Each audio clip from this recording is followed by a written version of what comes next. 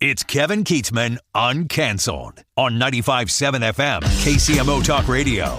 Good morning, Kansas City. Welcome to Uncanceled on KCMO Talk Radio. I'm Kevin Keatsman, your humble host, in on a soggy Thursday. Woo! Boy, did we get some rain overnight last night. Hope you guys are all doing okay. You probably have some cleanup. I got a lot to do in my yard when it dries out, I've seen, but we have no real damage. It's mostly just cleanup. So I'm suspecting that's where most people are on this, and we think that's a good thing. I heard the battalion chief earlier say 23 rescues in Kansas City, Missouri from cars, people trying to drive through the water, things like that. But it sounds like at this point, nobody's been seriously injured or died from all this, and it could have been disastrous. There are places around town with over 10 inches of rain. I think we got a little over 8 at my house. I run with a circle of friends that I'm on a text thread with a bunch of guys that play golf. And the pictures are coming in from golf courses all over Kansas City that are just flooded out and just a mess.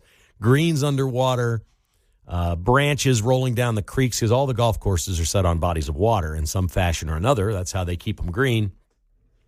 And they're a mess. So we will not feel sorry for the golfers in Kansas City. That's not really a class of folks that a lot of people are going to have any tears over. But if it's affected you and your house is wet, if you've got flooding, we wish you the very best to find a proper way to get out of that and get it right. So we're going to focus on some other things today, knowing that it's going to clear, and it sounds like we're out of the woods on most of this around Kansas City with those heavy rains. A little bit later, there's something out there called the Great Trucking Recession. Has anybody heard about this? The trucking industry is dying? Companies are filing for Chapter 11, the Great Trucking. This can't be possible. There's no way. There's more trucks on the road today than ever. We'll dive into exactly what that is. Also, a lawsuit in Jackson County this week of a man who alleges he went to the dentist and they dropped an instrument down his throat. Yeah, we're going there. This is a lawsuit. I suspect he will win if this is all true. And we'll have some fun with Mark toward the end, why Cal Raleigh and Aaron Judge were not home run hitters in the swing-off 2 nights ago. And Bobby Witt, for that reason. Bobby Witt gave the answer of why he wasn't in it, and we'll share that with you. We start today with PBS and NPR being defunded by the Senate at 2:30 in the morning overnight while we had storms here. Now it goes on to the House of Representatives, where they've got until Friday to pass this, and PBS and NPR and the Corporation for Public Broadcasting are officially defunded to a tune of $1.1 billion. Sorry, Corporation for Public Broadcasting. As you've heard me say on this show, and I've said on my podcast from the start, and as I've said to coworkers for 40 years now, this has been the biggest waste of government money ever. The government has no business creating programming on public airwaves that one political party controls with your tax dollars. They don't. So this is my dream come true. Of every government cut, there are obviously bigger ones, more important ones, more savings. There are bigger fish to fry than this. But for me personally, this is my issue. I've been competing against public broadcasting my entire career. I've never worked for public broadcasting. I used to get asked from time to time to come host the telethon and whatnot. I went down and answered phones one time. I learned more about the operation. I was very young. I did it because my bosses wanted me to do it at Channel 4. And so I went and did it, and I felt dirty. Like, I'm begging for money for a TV station that nobody watches, that's funded by my tax dollars and the federal government. It made me sick. I drove away nauseous. I'm like, ugh, how dirty and disgusting am I? No more. And I would openly have debates with my liberal friends in the media and say this is the biggest joke going, and they're cooked. Catherine Maher is the CEO of NPR. She gave a quote on getting defunded because they don't know what they're going to do. Her quote is, quote, 3 out of 4 Americans rely on public radio, unquote. Well, that's a lie. What she should have said, if she wanted to be accurate, is 3 out of 4 Americans can get public radio. That means they have a radio within earshot of a signal, and 75% of the country can get the programming. So she's lying. That's the main story, is she's lying. But let's just reverse this for a second and take her at face value and say, you're telling the truth. So if I had Catherine Maher on this show right now, I'd be, Catherine, 3 out of 4 Americans rely on NPR every week. Why the hell do you need government money? You have the most powerful, influential, and popular media operation in America. That's better than Twitter. Twitter has like 31% of Americans, or something. I mean, like 28% of Americans. You've got 75% of Americans listening to NPR. You don't need government funding. You should be doing $100 billion a year in advertising. Everybody would want to advertise on something that has 75% of Americans every week. These people are liars and they're frauds. And when they lie and don't get called out on it, and people just accept that 3 out of 4 Americans listen to public radio, which is a joke. When you just accept that on face value because they lie and get away with it, the interesting part about liberals is you can ask the question or turn it around on what their whopper is and prove that it's a lie. And that's an easy one to prove. If you had 3 out of 4 people in this country, you wouldn't care about government funding. Your $1.1 billion, well, you don't get that much. You probably get $400 million, whatever your number is. You don't need it. You don't need it because you're so popular. And the Kansas City Star is on board. They're writing op-eds on this, and they're all mad that these media companies are caving to Donald Trump in his lawsuits because they have done terrible things to Donald Trump. He is suing them like he did CBS News on election interference for editing the Kamala Harris interview. They settled for, I think, last week, $16 million. And, of course, Melinda Hellenberger at the Kansas City Star is completely out of her mind that all these weak media people are caving to Donald Trump. They've lost their mind over. This is the coolest thing ever, by the way. He's winning every lawsuit against the media. And putting the money aside, I promise you, the fake news wing of the Donald J. Trump Library and Museum is going to be fantastic. It's going to have a big plaque out front and something that you read that explains how ABC and CBS and CNN all funded this wing through lawsuit settlements because they were perpetrators of fake news. It will be forever memorialized in a museum that they're paying for. You watch. It's going to be one of the greatest post-Trump presidency things he does. The fake news wing of his library is going to be awesome, and they're paying for it. Melinda Hellenberger writes and co-authors with another gentleman at the Star an op-ed opinion piece that you cannot make up this headline. This is literally the Star's take on defunding PBS and NPR and media outlets caving to Donald Trump with lawsuits. This is the headline. I'm not making this up. Quote, is losing the next Downton Abbey worth it? With a question mark. Downton Abbey was a show on PBS from 2010 to 2015. It had 52 total episodes. It is their church. We talk about liberals not being religious or of faith. This is their altar. They worship at the altar of Downton Abbey, which is British, which is what they want to be. Liberals really want America to be like Europe. That ultimately is their goal. We want America to be Europe again.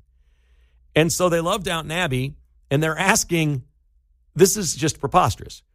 Is it worth sacrificing $1.1 billion of taxpayer dollars to not get the next Downton Abbey? Their argument is there's another great show coming on PBS. We don't know what it is, but we're cutting the funding. We're not going to get that show. Really? Why can't that show be on some dinky little outfit called Netflix or Amazon or Apple or Paramount Plus or any of them? There is no lack of shows, folks. There's so many shows, we have mostly bad shows. I think the great show out there is called Landman. It has Billy Bob Thornton in it, and it's on Paramount Plus. And right now, Landman is filming at a casino in Durant, Oklahoma, with a couple of characters that play mother and daughter, like a 50-year-old, about a 40-year-old and a 19-year-old daughter. And they're running around tearing up Durant, Oklahoma, filming a series that's going to come back in November that's going to get whopping ratings. And guess what? Your federal tax dollars aren't paying for any of it.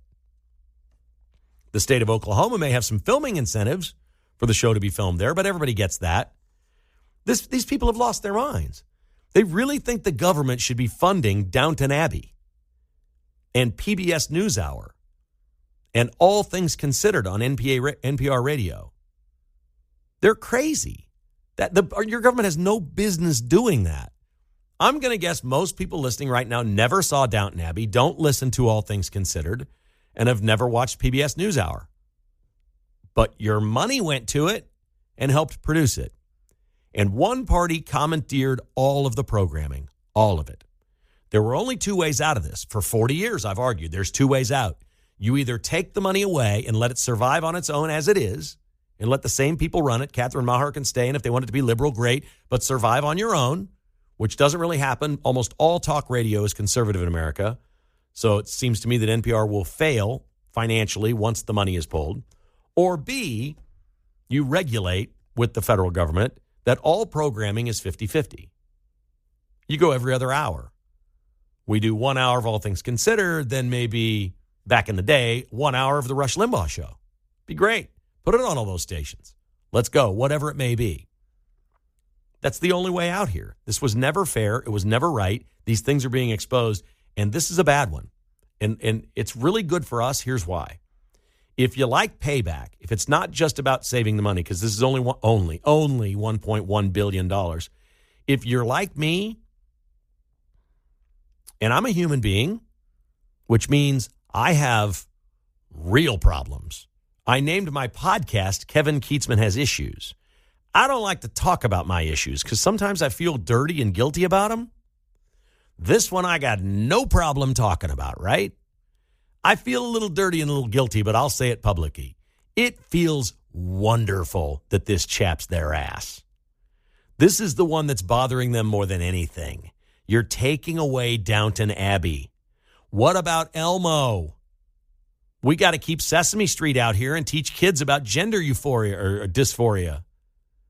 We got to teach this stuff to these kids. You're taking that away from us.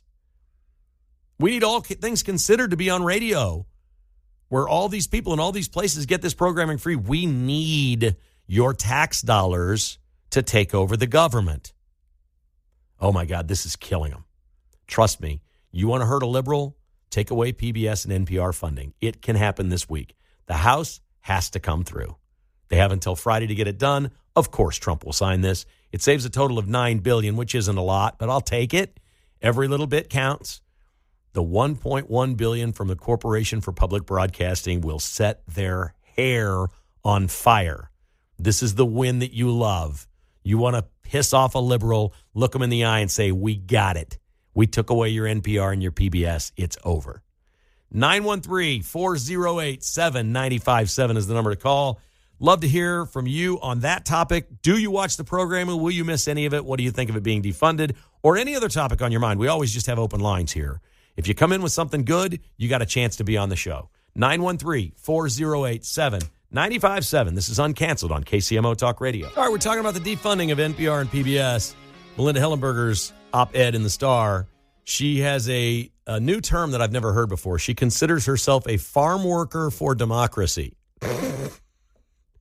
She writes, we cannot be too surprised that so many American media owners, as opposed to those of us who see ourselves as farm workers for democracy, are now competing to see who can debase themselves most completely in selling out to Donald Trump.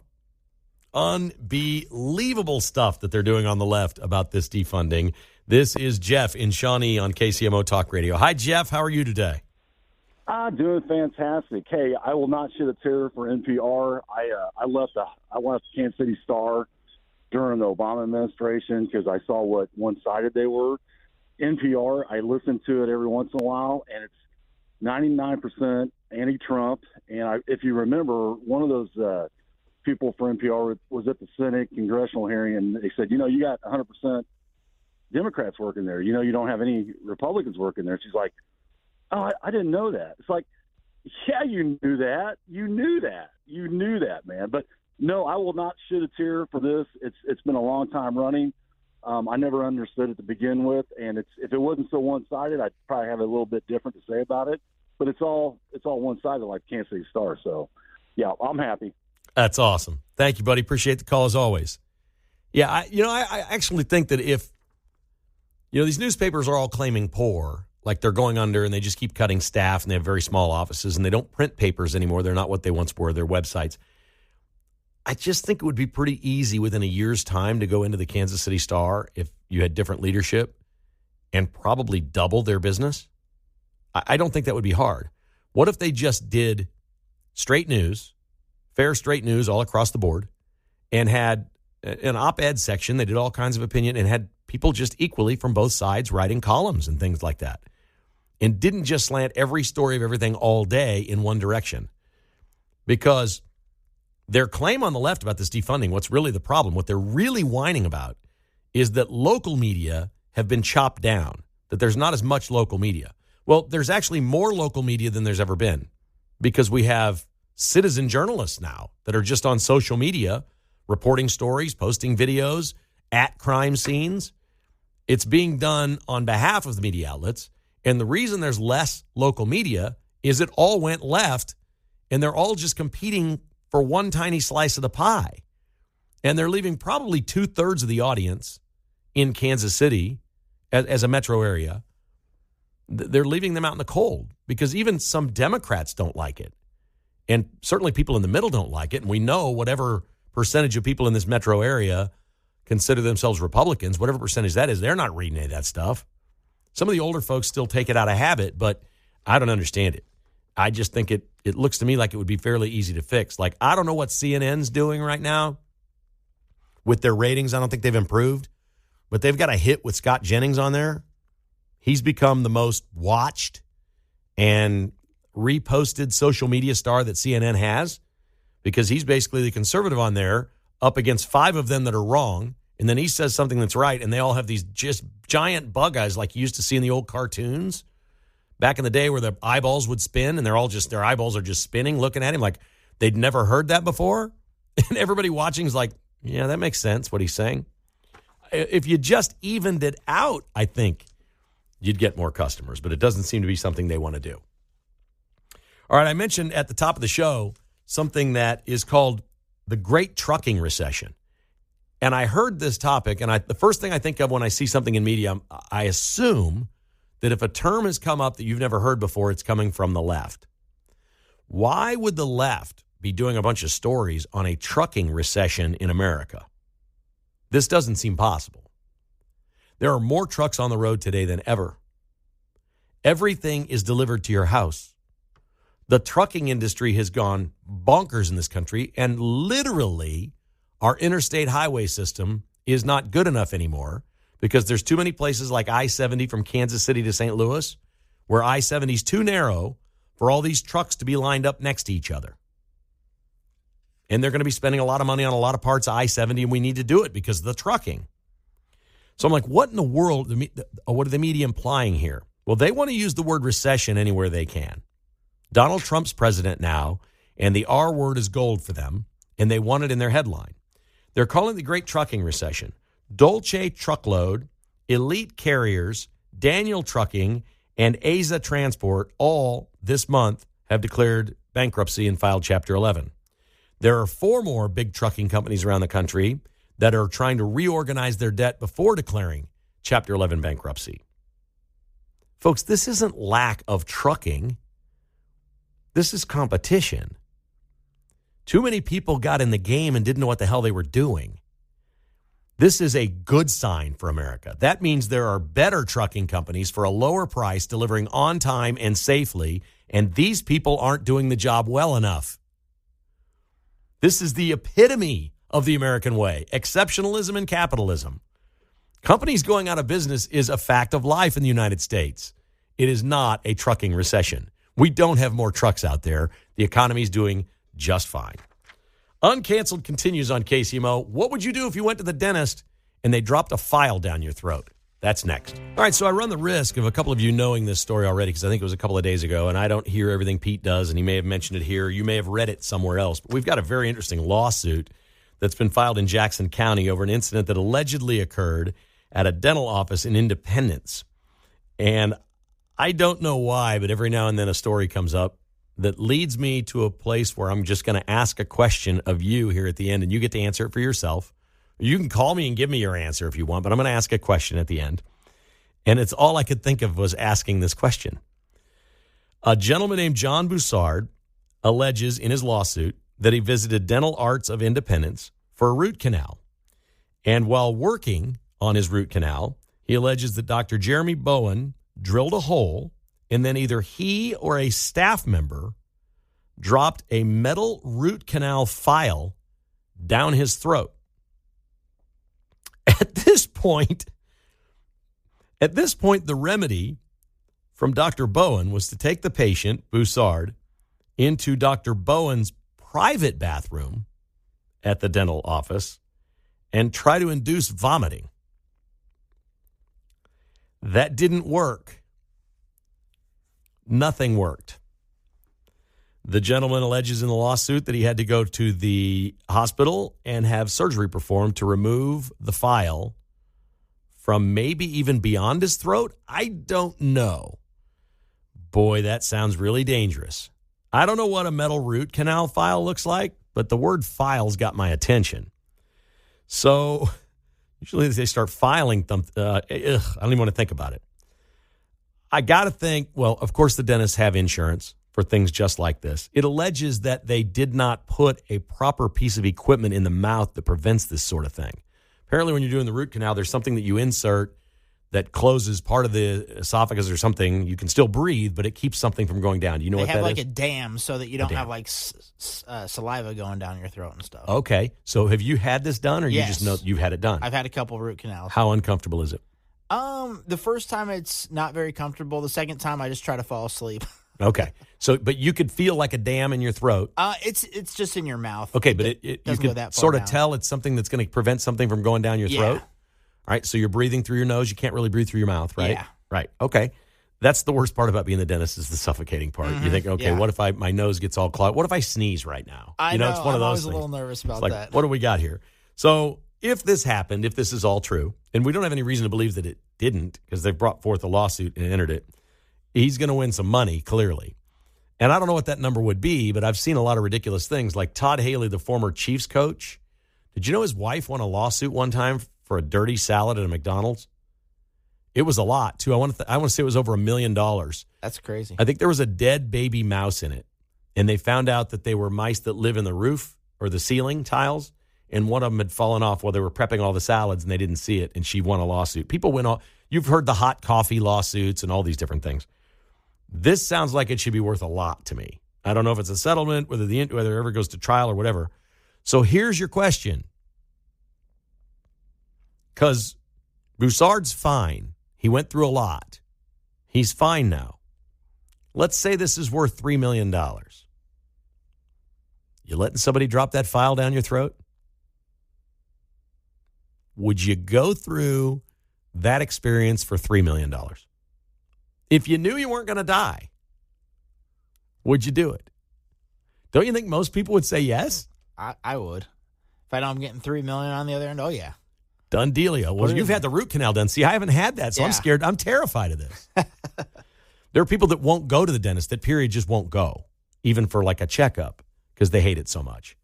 So I think that becomes a very interesting question. It just depends on the person. I think there's a whole bunch of people out there saying, nope, I'll live my life the way it is. I don't need the money. I do not want to go to the dentist. I'm terrified of it. Dentists fight that all the time. I was at an event last week where Jessica and I were the only couple that weren't dentists. It was one of the weirdest nights of my life. It was great. I don't mean weird in a bad way, but, you know, it sort of split up the guys and the gals, right, at this one dentist house. And all they were telling was dental stories. I learned a lot about the industry. A lot about the industry. Did you bring up this story, or was this before? No, it was before. I didn't know the story. They didn't know it. They didn't say anything about it. I think that would have been all we'd have talked about. Yeah, probably. You know, but there was a lot of talk about who the crappiest dentists are in the town, in Kansas City, who the goats are. A couple of these dentists were younger, like this guy's really good. I want to be as good as him someday, you know, and all this different stuff. It was really, really, really wild. And apparently dental offices, just like every other office that anybody's ever worked at, there's a lot going on at the dental offices. There's a lot of dentists out there doing some night putting, you know, after they're done working. It's all good. They're putting in the extra time. So I just found it fascinating. And now this story comes out about this thing. It was, I don't know. I don't know. I don't know what my number would be, how much I would need for somebody to lose a file down my throat. And it doesn't say it specifically, but maybe into the stomach. I mean, how do you get it out of the throat? The surgical procedure from a doctor, you cutting the throat open, it must have gotten to the stomach safely somehow, and they're going through I don't know. I got more questions than answers, which is, of course, the case when you hear stories like this. But wow, if If they failed to put something in during the procedure to prevent this from happening, that's the real liability. That's got to be just a huge, huge problem. All right, Alan's in Kansas City. He says he hates the dentist. What's up, Alan? How are you? No, there's no amount of money. I won't go. I will not go. And what's funny is we had to use a different name because my wife would know exactly who this is calling. I've been to the dentist like once in 30 years, and it was to repair a broken tooth after a car accident, and that's it. No amount of money. I wouldn't do it for $10 million. No way. Wow. Okay, what would it cost for me to get you to go just do a regular checkup? It's not going to happen. I literally, if I hear that drill noise, you know, it makes me, no, I cannot do it. So needless to say, I take really good care of my teeth, but yeah, there's no way I'm going to the dentist. And how old are you, sir? If you don't mind me asking, how old are you? 56. Okay, you're going to have to go to the dentist someday. I don't think so. Well, God willing, sugary foods and pops, and I floss like twice a day. I don't think so. Wouldn't you like to live to be 100? I think I'm there. You know, my teeth are like really good shape. Yeah, but you're only halfway home, brother. Oh man, I don't know. They're gonna have to Okay, so this is the same thing. I hope my oldest daughter is the same way. She has to be sedated. Okay, well, I'd have to be put under and not knowing what's going on. They've got that. Kind of like the Seinfeld episode where the guy's sedated and has no idea what they're doing. Exactly. I'd have to be that out of it. Wasn't Horrible Bosses? Wasn't there a scene? Wasn't Jennifer Aniston a dentist in that or something? Or the other guy was the dentist and she was in the dental chair. You remember that one? I think I could be talked into staying away for that. Yeah. You know? We found your price. Not $10 million. Okay, I guess you did. But Jennifer Aniston, you'll let her lose the file down your throat. And 7 figures, yeah. And 7 figures, okay. Good enough. Excellent call, sir. You've made my day. Thank you. All right, thanks. That's outstanding. I mean, there are people that just won't go. I get it. I don't know what the price would be. And this poor guy, this John Bassard, good for him if he's going to get some legal action and maybe something will come of it. That's probably a reasonable solution to something like this. All right, here's our buddy Mark in Shawnee. Good morning, Mark. What's up? Good morning, Kevin. I got a story for you. I almost hate to say it because some people say, hey, I heard you. A lot of people don't know this, but when I was a kid, I tried to jump to a swing set, and a swing set that you'd sit on and swing, somebody push it. I missed, and it knocked my 2 front teeth out. So I went screaming home. They went and found my teeth, found the dentist. He sewed my front teeth back in my mouth when I was a little kid. And as I got older, they put braces on, tried to move my teeth around. The dentist goes, we can't move these front teeth. They're embedded in there so strong.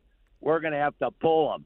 And I said, oh, no, we're not. I was a senior in high school. My dad said, we're going to get them teeth pulled so we can make sure your teeth are right. Long and short of it is, I went in, and my dad said, we're not going to give you I said, Dad, I want to be knocked out for this. This is going to be bad. And he said, nope, we're not going to do that. That's expensive, and I'm not taking no risk.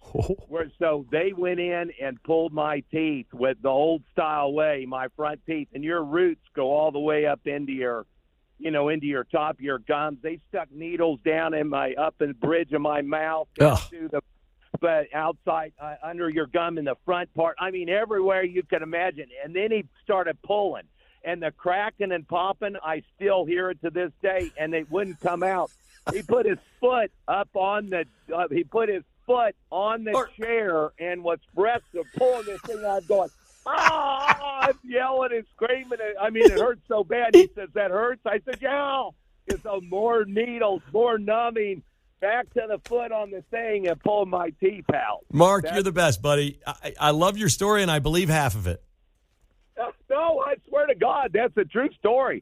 That happened. I don't have your dentist did not put his foot up on the chair for leverage to pull your tooth out. God, he did. I swear to God, he did. I'm not a liar. He put his foot on the chair and started pulling. I believe him. Said, oh my gosh!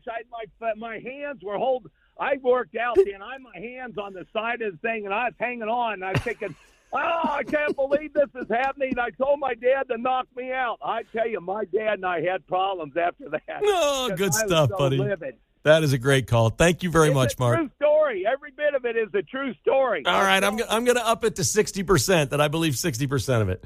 I'm going to stick with that one. That was great stuff. Brandon's in Kansas City. Good morning, Brandon. What's going on in your world, buddy? Hey, what's going on? I am very weary with dentistry from an issue I had. I went and seen a dentist one time in North Kansas City, and the gentleman said I had 15 cavities. So I was kind of like, get myself psyched up to get it taken care of. I ended up moving out of the state to another state and went and seen a dentist. And when I went to him and he did all the x-rays, he came back and said I didn't have any cavities. So it made me think, what was the first guy going to do? Just drill holes in my mouth? It really made me weary. So do you no longer go? I didn't go to the guy here in Northtown, but when I moved out of state, I ended up going to a dentist. All right, but do you go every 6 months and have a checkup, or are you just wary of dentists completely? Like, I get you. Dentists definitely try to sell you stuff. I think we all know that that's part of the business model now. But what about the file down your throat? Are you doing that for the lawsuit? Oh, I'm definitely not doing that one. No, not at all. He doesn't like complications. All right, buddy. Thank you very much. I appreciate that. That's a good call. Here is John in Lewisburg on KCMO Talk Radio. Hi, John. How you doing, Kevin? Good, My buddy. father's a dentist, and I still remember I was getting braces back in high school, and I had a cavity, and it was on one of my back molars. And my dad said, "You don't need any Novocaine." He goes, aren't a lot of nerves back there. He drilled into my molar to fill a cavity. I have no fear of dentists. And now I just, to hear people say, I'm so scared to go to the dentist. Really? Come on. This man rebuilt all my front teeth after running into a kid's forehead. And rebuilt them, and they've lasted for 40-some-odd years now.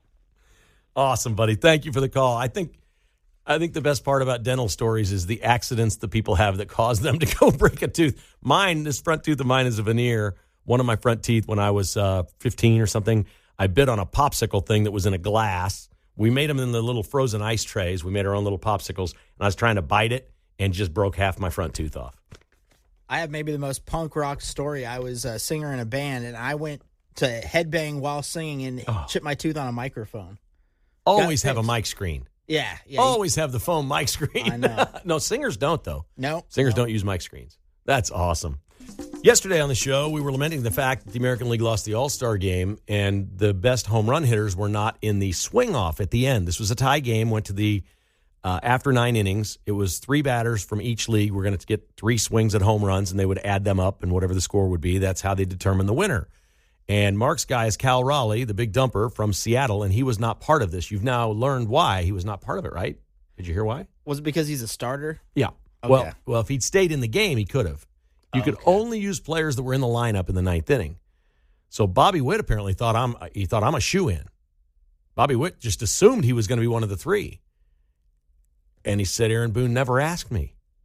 That's so lame. I think he was shocked. So New York, too. He's like getting ready to go. He's like, I'm up. He knew Bobby Witt Jr. knew the rules going in. I think he thought, I'm probably going to be the shortstop at the end of the game since I'm not starting here tonight. He would have been perfect. He hit 50 home runs last year in the Derby, more than any other player, and finished second because the last round, the way it worked out. But he hit 50 bombs last year. How did the manager not know that? It was just a terrible managing all the way around, from the 3rd inning all the way to the home run derby. It was a terrible managing job. It was horrible. Bobby Witt Jr. was asked at the All-Star game. This didn't get much play in Kansas City. I think a national writer asked him, you're 4.5 out of the wild card, and there's a whole bunch of teams in front of you. Do you think you want your team to buy or sell? That's the term we use in July. Should you acquire players to get better or sell off some players to build for the future? That's the options for baseball teams right now. Bobby Witt's response was, quote, we're never not going for it. Ever. That's what he said. Do you think when he signed that contract, they promised him that? I bet it was said. He said, we're going to compete, and we're going to keep going for it as long as you're here. I bet that's what they told him. I think the owner looked him in the eye and says, we're not going to be sellers in July. If we're anywhere close, we're going to go for it every single year. You would want that assurance if you were Bobby Witt, wouldn't you? Yeah. But at the same time, I think you can trade Estevez and still be a competitor. You've got Urseg, who can be a closer. What would you trade Estevez for? A bag of balls? I don't know. I just read today that the Dodgers are looking for a relief pitcher. They can have him. Yeah, I'm saying we could get something for him. They can have him. I think that's pretty cool. Bobby Witt, after the All-Star break last year, was way better than before. He was insane after the All-Star break. If he does that, if he breaks out like from here going forward, if he's the best hitter in the American League, the Royals will have a shot. Last July, there was only one game where he didn't get a hit. That's unbelievable. So he literally heated up and got better. So we'll see what happens on that front. You know who Henry Winkler is, right? Yeah, the big actor? Chiefs fan. Henry Winkler's a big Chiefs fan. He's like sort of semi-buddies with Mahomes. What show was he on? Oh, man. I know now. I totally Dexter? Lost it. Is he on Dexter? Is it something called? It's a crime thing or something? Not Dexter. It was an old show. John knows. Well, no, the old show's Happy Days. I Happy know that Days. one. I'm going to Happy Days. Oh, there was a new? Oh, yeah. No, it's the one Mahomes watches. That's what he knows him from. Oh, okay. He's like a serial killer or something. But it's a comedy kind of thing, or I don't know what Dexter. I don't know. Mark's looking it up. He'll find it. But this is the one that Mahomes knows. And that's why Henry Winkler is known today. But he's very famous, and a lot of this audience will remember him as Fonzie. And he was maybe he was maybe the biggest TV star in America at that point on Happy Days. Literally, the term jump the shark came from Henry Winkler, Fonzie, the character. Happy Days got so silly and weird at the end of its run that he rode a motorcycle in that show, and he was a cool guy with a leather jacket. And one year at the end of the season, they had him jump over a shark in a tank, and he wrecked, and it was like a cliffhanger for a sitcom to the next year. And that was when the show was just too much. They're like, you jump the shark. You don't ever do that. That's too much. What's the name of his current show? Looks like Barry. Barry. He is Barry, right? Okay. It's HBO. I've never seen it. Okay. So he's Barry, and that's why a lot of people know Henry Winkler now, a different generation of people. He is dyslexic, and he says that he's in the bottom 3% of intelligence in the United States. But he's hosting a new show, I got to see this, on History Channel called Hazardous History. And it's explaining to Americans how much safer it is to be an American today than in the past. He says, well, one of the stories we did was about 7-Up being invented in 1927. They said, this will really pick you up and you'll feel great if you drink a 7-Up. It had lithium in it in 1927. But this one's the one that really blew me away. They've apparently done an episode.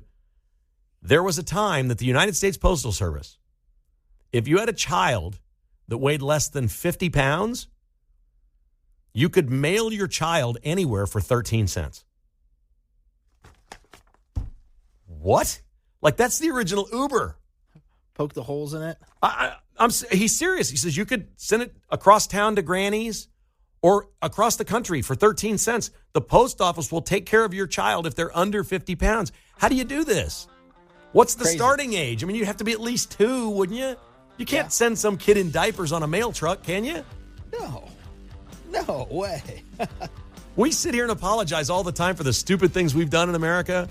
Is there anything dumber than at one point you could mail your child through the post office? The show is called Hazardous History on his History Channel with Henry Winkler. The Vince Show's coming up next. Thanks for listening to Uncanceled.